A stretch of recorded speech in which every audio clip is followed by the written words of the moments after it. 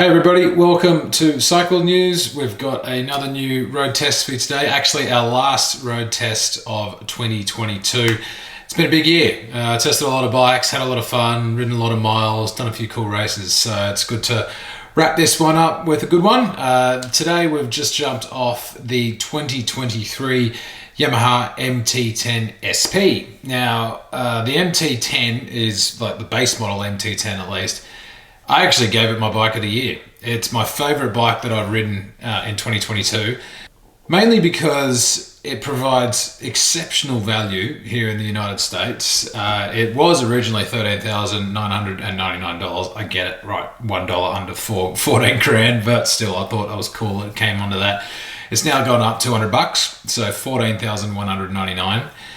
But for that, you got the same level electronics that you get with your R1. Obviously, you get that brilliant cross-plane crank motor, inline 4. You get excellent chassis, and you also get really nicely sorted KYB suspension. Now, back in the day, KYBs were not really considered on the same level, shall we say, as Ohlins. They have improved out of sight in the last couple of years.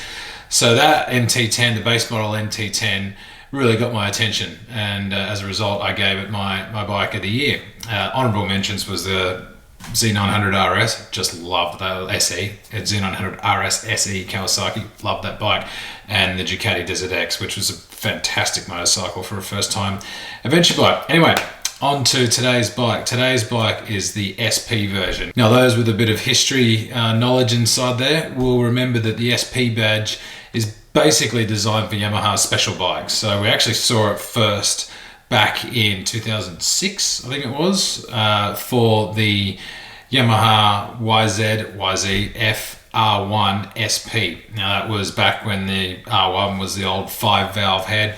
Probably my favorite Yamaha of all time, that SP. I just thought it was the coolest bike. Anyway, I digress.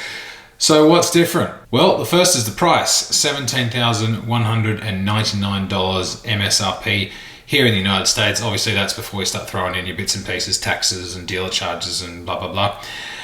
So what do you get? You basically get exactly the same bike as the MT-10 base model. However, you get the next generation, they're calling it. It's basically got revised damping for compression and rebound. The electronic Ohlins, semi-active Ohlins suspension. So you get Ohlins shock, Ohlins fork.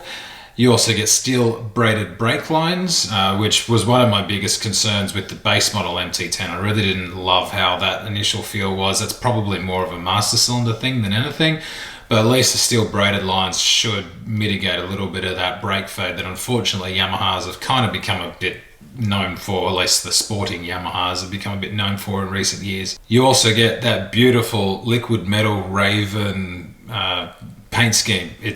It looks fantastic at night, I've got to say. It looks really cool. It's kind of got that old school metallic-y, kind of flaky bits in the paint, and looks really sweet.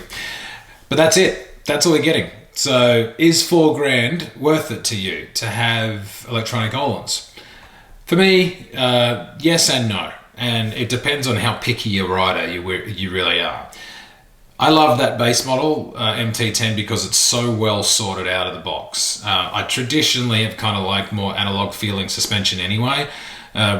Every time a new version of electronic suspension comes out more and more, look, it does get better and better. And there's no denying that the Ohlins system is probably the best on the market at the moment.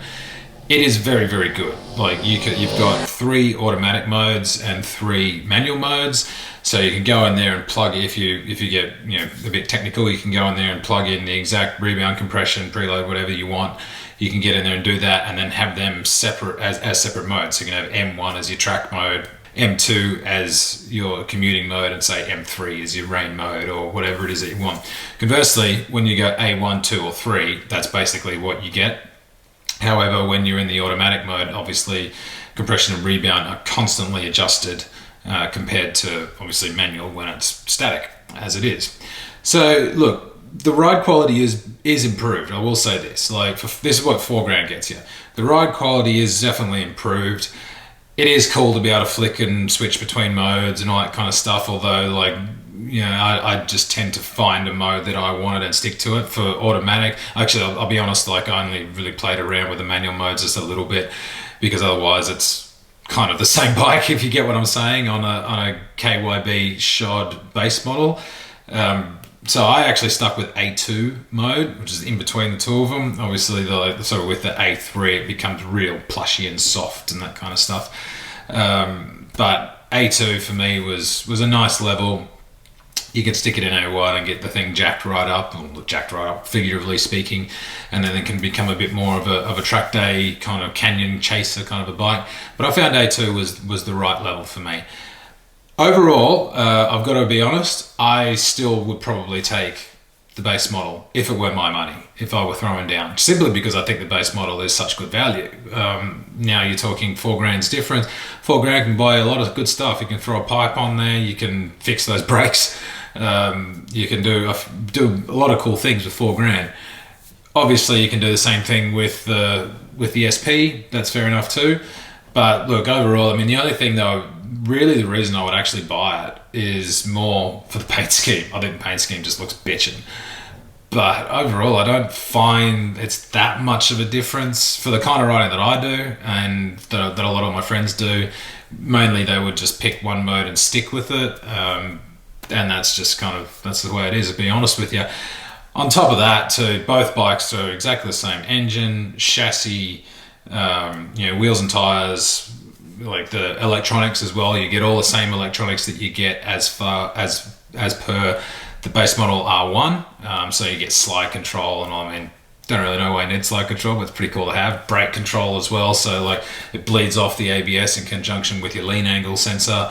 And there's that 6-axis IMU as well that controls everything. So traction control, wheelie control, engine brake control, all that stuff. So you look, in terms of electronics, you've got everything that you need. Cruise control as well. Happy days. Doesn't have heated grips. Would have liked heated grips on a $17,000 bike. Put the hate comments below. But that's just me. But all good. I think it is a very, very good bike. There's no doubt about that. It is Yamaha's premium sports naked bike. A very, very enjoyable bike to ride. Having the extra adjustability, cool. If that's what you're after, go for it. Me personally, I'll take the $4,000 extra and go throw a pipe on it and do a few other little bits and pieces just because, like my little boy says, why do you want this? Just because. That's what he says. So anyway guys, that's it for me for 2022. Keep it rubber side down, and wherever you are in the world, have a really good holiday, and let's see you guys and girls all riding together 2023. Bring it on. All right guys, cheers, see ya.